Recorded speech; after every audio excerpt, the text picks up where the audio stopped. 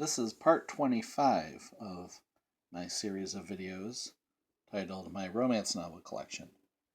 And I got all these books in yesterday in the mail, which I bought on Facebook. Now all these ones here are more of the Avon Romance, which is a series that I talked about in my previous video. And we'll look at those in a bit.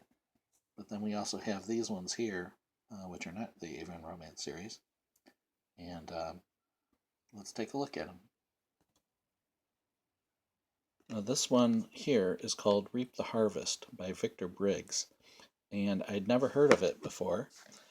And evidently a lot of people haven't heard of it because there was hardly anything about it on the internet. But I liked the cover. Very nice cover there. And it's a historical. It says, an exciting saga of family pride and passions set in 19th century England. There's the back cover. And now it's published by Ace. Well, it's hard to see there, but it's Ace Books in 1978, I believe. Well, get it to go in there a little better, maybe. August 1978. Although it's copyright 76. So it's, apparently, I believe it was a British author. And it looks interesting. Very vintagey, fun-looking historical. Now here's two others that I bought. Love Fire by Julia Grice and Love and War by Patricia Hagen.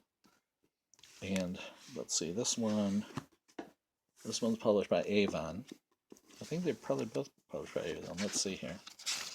Yep, they're both published by Avon Books in the 1970s. This one is October 1977, it says. It actually has a ad in the back here for an early Joanna Lindsay book, which might be her first novel, I'm not sure. There's the back cover. And this one, Love and War by Patricia Hagen. It's like a Civil War type drama. Nathan Collins, the rebel who dreamed of making Catherine his wife. Blah, blah, blah. This is back when, romance novels would be incredibly thick. This one is 532 pages. So it's quite an epic. Now this one is also very thick. Published by Warner Books. It's called First Fire by Francesca Greer. Let's see how many pages it is here. 533. But the type is kind of big. It's not too tiny. But this one doesn't look as well written as the others. I get the feeling it might be kind of hacked out in a way, but we'll find out. It's copyright 1979 by Frankie Lee Janus, published August 1979. And now we have the Avon Books, or Avon Romance. Avon Books is a 1980s Avon Romance line. And as I mentioned in my previous video, that the original owner of these books wrote the numbers inside, and this one's actually book number 1, Captive of the Heart by Kate Douglas. This is October 1982. And this one's Bold Conquest by Virginia Henley, who is this is one of her early books, but she was a British writer who wrote a lot of historicals. Most of these Avon Romance ones were historicals. And this was October 1983. And again, it says book number 10. It was an early one. So we have a couple more here. A Gallant Passion by Helene Lear. And Wild Star by Linda Ladd. There's a bunch of Linda Ladd books in this lot. I started reading A Gallant Passion. And these have great covers, by the way, which It's pretty obvious. And they're distinguished by the Avon Romance ribbon in the corner. Book number 12. And it takes place in the U.S.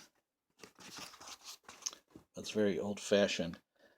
When the coach rolled into Whitlow, Massachusetts on that January day in 1823, the snow had stopped, but under the lowering pewter clouds the air was just as dank and cold as before.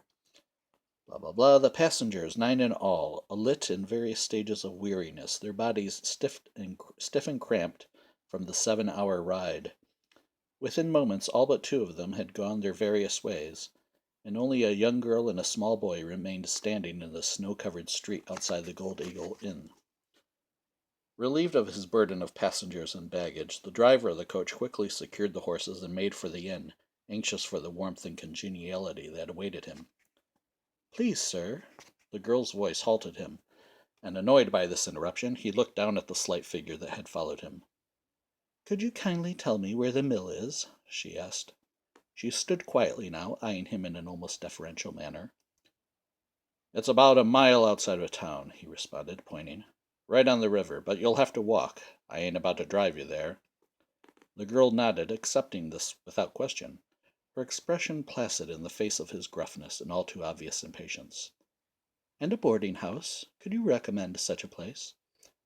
"I have no knowledge of that," he replied irritably, his mind on a steaming bowl of meat broth and a tankard of ale. Without further words he turned away and made for the warm, welcoming light that beckoned so invitingly. As the driver reached the door of the inn, it opened, and a young man with a shock of red gold hair emerged, stepping aside to let the older man enter. "Good evening to you, Mr. Poole," said the young man, nodding affably. The driver peered. "Evening, Christian," he said, hurrying inside. Christian hunched his shoulders against the piercing cold and plunged his hands into the depths of his pockets. He was so lost in thought that he almost collided with the girl, causing her to stumble and nearly fall. Quickly his hands shot out, steadying her. "Oh, I'm sorry," he exclaimed. "Are you all right?" Goes on from there. "Did you just get off the coach?" So I think these are our two here, the hero and heroine. Anyways, that's just to give you I'm not going to read all these, obviously. But that's just to give you a flavor of some of these books. And so they not only have, very likable covers, the text itself, the words inside the books, you can just open one up and, start reading. And usually, something will, you'll go, oh, you just get sucked in. This one has a little bigger print than the other one. But, anyway, so there's a whole bunch of these. I got 22 in all, it looks like. Let's see, we'll just adjust that there. This one has a really nice cover. But yeah, like I said, they all have really nice covers. This one I noticed for some reason doesn't have the Avon logo in the corner, unlike most of the rest of these.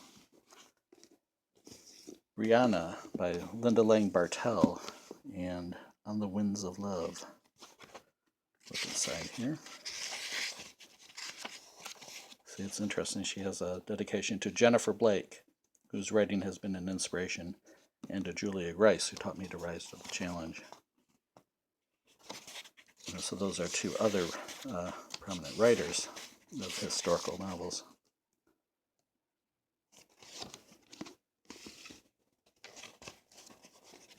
This is book number 41.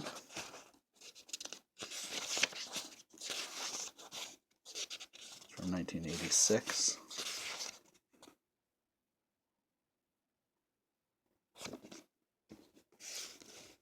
Fireglow by Linda Ladd. By Love Alone. Now you may notice I've been using a different way of doing this. Normally I would hold my phone, but you can see I have both hands free now because I got one of those little things to hold my phone while I do this. I'm not sure if it's going to be better or not. We'll find out when the finished product's done. But I Love Alone. Now let's see what this one was. I looked at pretty much all these as they came in yesterday. This one has an interesting beginning. England, 1754.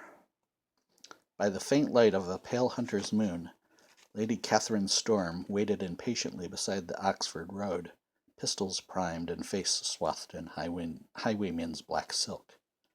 The ebony stallion trembled beneath her, and she laid a practised hand on his arched neck. "Shh," she soothed. "Be still." A twig snapped to the left, and Kate shivered. "Is that you?" "Who else would it be?" Geoffrey cursed softly. So it looks like she's dressed as a highwayman?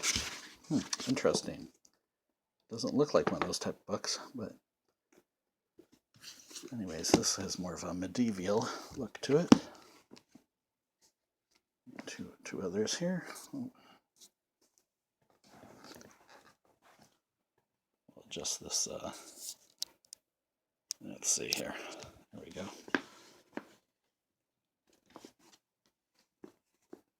And they have these yellow page edges. Avon Romance, 4 years old and better. Book number 52.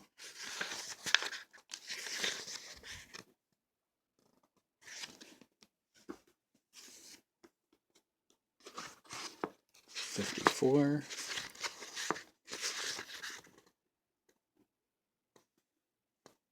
Just to give you a sense of what the books are like. And we got about 6, 7, 8 more books here.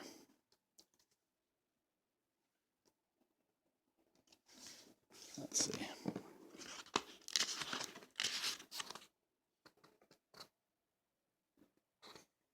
That shows inside. These are pretty thick books. They're around 300 pages each. But they would come out like every month. Well, after a while, they were like 2 a month. And so they're pretty awesome. They were, I guess it was sort of intended to be Avon's way of introducing new writers to the line. And certain writers, I think I mentioned previously in my previous videos, Virginia Henley, who we saw one of her books earlier, was one of those writers. And Brenda Joyce and Susan Wiggs and Catherine Sutcliffe, were various, Laura Kinsale, were various writers who pretty much got their start, or near their start, writing for this line. And then afterward went into their own single title, romances outside the line. Dream Song by Linda Ladd. Book number 81.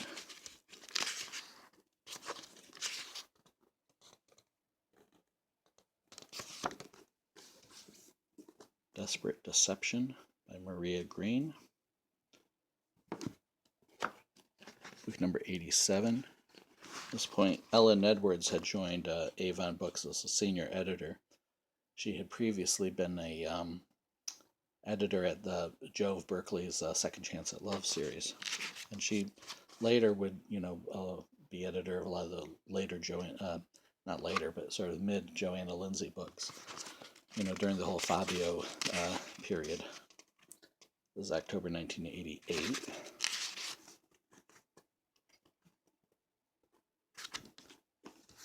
And just 3 more books here. This looks like more like a Western type one. This is book number 90.